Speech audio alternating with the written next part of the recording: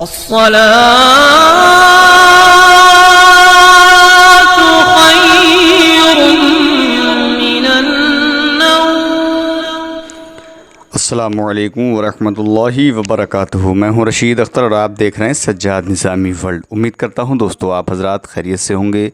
اللہ اور بھی آپ کو خوش رکھے، شاد و آباد رکھے، دین و دنیا کی دولت سے مالا مال فرمائے، آمین یا رب العالمین۔ دوستو آج کا واقعہ، آج کا جو ویڈیو ہے نا، وہ میں آپ کو بتا دوں، اصحاب کہف کا آپ نے ذکر سنا ہی ہوگا، اور ان کا کتا، یعنی اصحاب کہف کا واقعہ اور ان کے کتے کا واقعہ، جس کتے کا ذکر قرآن مقدس میں موجود ہے۔ آپ سنیں انشاءاللہ تعالی شروع سے لے کے آخر تک۔ یہ واقعہ بہت پیارا ہے اور آپ ایمان افروز واقعہ، ٹھیک ہے، آپ سنیں انشاءاللہ تعالی۔ میں بلا کچھ عرض و معروض کیے ہوئے میں یہاں سے شروع کر رہا ہوں، بس یہی کہوں گا اس کو جو ہے اپنے دوستو احباب میں شیئر کر دینا، ٹھیک ہے۔ جی ہاں سنیں، بسم اللہ الرحمن الرحیم۔ اصحاب کہف کا کتا اور اصحاب کہف سنیں۔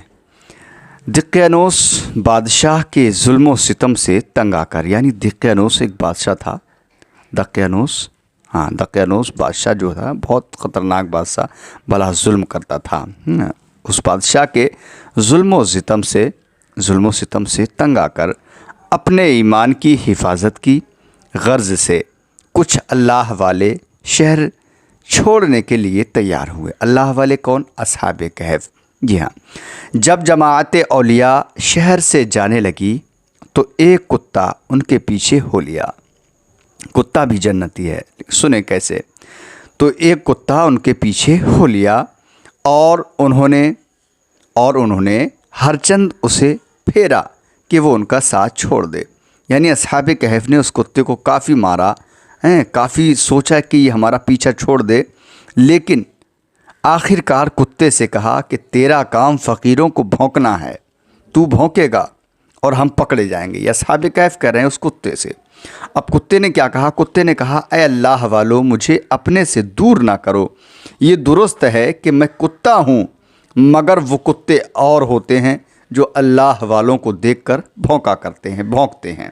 جی ہاں، وہ کتا، اب کتا کہتا کیا ہے؟ نہ میں بھونکاں، نہ میں ٹوکاں، نہ میں شور مچاواں، نیکا لوکاں دی صحبت تھیں، مت میں وی بخشیاں جاواں۔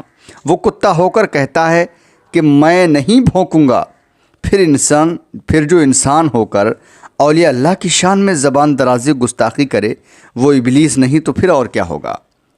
اس واقعے سے پتہ چلتا ہے کہ یعنی کتا ہو کر عرض کرتا ہے کہ میں نہ ہی بھونکوں گا اور کچھ بھی نہیں کروں گا، لیکن آج کے وقت میں انسان اللہ کے ولیوں سے نفرت کرتا ہے، زبان درازی کرتا ہے، گستاخی کرتا ہے، تو وہ اس کتے سے بھی زیادہ بدتر، اور پھر وہ ابلیس نہیں تو پھر اور کیا ہوگا؟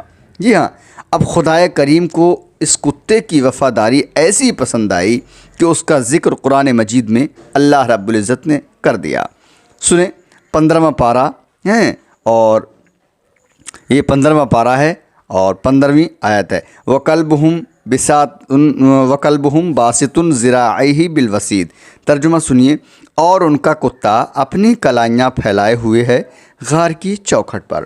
جی ہاں، بہت ہی پیاری چیز میں آپ کو بتا رہا ہوں۔ اب آگے کیا ہوتا ہے سنیں۔ اصحاب کہف کا کتا چند روز نیکوں کی صحبت اختیار کرنے سے آدمی بن گیا۔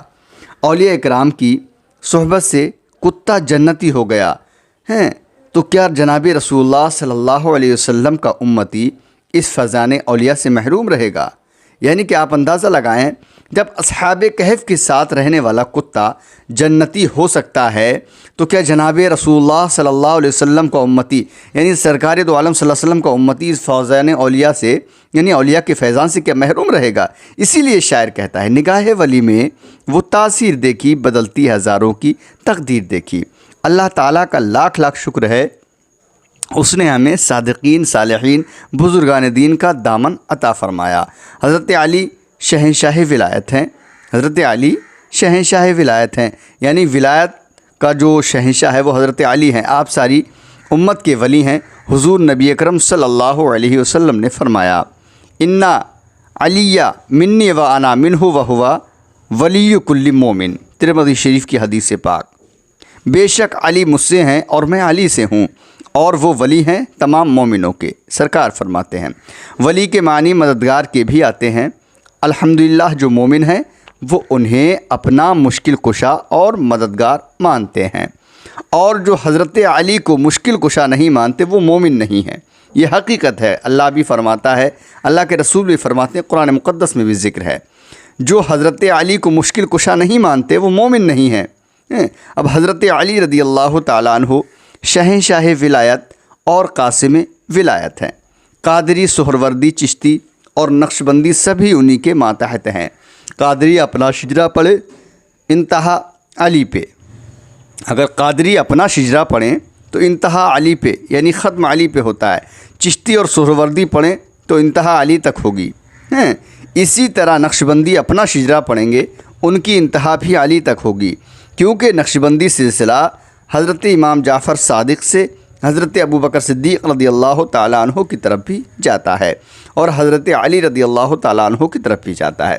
اب مولا کائنات نے ولایت کا انعام تقسیم کیا تو سارا سنیوں کو دے دیا، اس لیے یہ فیض بھی انہی کے حصے میں آیا کہ پانی ہمیشہ نیچے کی طرف بہتا ہے۔ پانی ہمیشہ نیچے کی طرف بہتا ہے کہ اہل سنت بھی عجز و انکساری والے ہیں، اور جو اکڑتے ہیں ان میں ولی پیدا نہیں ہوتا۔ ان متکبر لوگوں کا حال یہ ہے کہ کوئی مر جائے تو دعا تک نہیں مانتے۔ بات دراصل یہ ہے کہ اپنی میت کے لیے دعا اس لیے نہیں مانگتے تاکہ کہیں کوئی بخشا نہ جائے۔ اللہ اللہ، فیض جھکنے والوں کو ملا، یعنی کہ فیض جھکنے والوں کو ملا، وفاداروں کو ملا۔ ہمارا دعویٰ ہے کہ مشرق سے مغرب تک، شمال سے جنوب تک آپ کو جو بھی ولی اللہ ملے گا وہ اہل سنت ہی ہوگا۔ داتا علی حجویری، خواجہ اجمیری، سلطان العارفین، سلطان باہو، خواجہ فرید الدین گنج شکر، حضرت پیر کلیر، حضرت مجدد الفسانی، پیر جماعت علی شاہ لاسانی، محدث اعظم پاکستان، یہ سب سنی تھے۔ منکرین اولیاء اکرام کو نہیں مانتے، یعنی جو اولیاء اکرام کا منکر ہیں ان کو نہیں مانتے۔ لوگ کہتے ہیں کہ یہ بزرگان دین کو نہیں مانتے، میں کہتا ہوں کہ مانے کس کو، ان میں تو کوئی ولی پیدا ہی نہیں ہوا۔ الحمدللہ رسول اعظم نبی اکرم صلی اللہ علیہ وسلم سنیوں کے حصے میں آئے۔ صدیق اعظم، شہید اعظم، غوث اعظم سب اہل سنت کے حصے میں آئے۔ خدا کے فضل سے ہم پر ہے سایہ غوث اعظم کا، ہمیں دونوں جہاں میں ہے سہارا غوث اعظم کا۔ کسی کو زمانے کی دولت ملی ہے اور کسی کو جہاں کی حکومت ملی ہے، میں اپنے مقدر پہ قربان جاؤں، مجھے غوث کا آستانہ ملا ہے۔ پیارے غوث اعظم فرماتے ہیں قدمی ھذا علی رقبۃ کل ولی اللہ، میرا قدم تمام اولیاء اللہ کی گردن پر ہے۔ جی ہاں، آگے سنیں انشاءاللہ تعالی۔ بزرگوں دوستو، اگر ماں ہاجرہ ہو تو بیٹا ہوگا ذبیح اللہ علیہ السلام، یعنی اسماعیل پیدا ہوگا۔ اگر ماں مریم ہو تو بیٹا روح اللہ ہوگا۔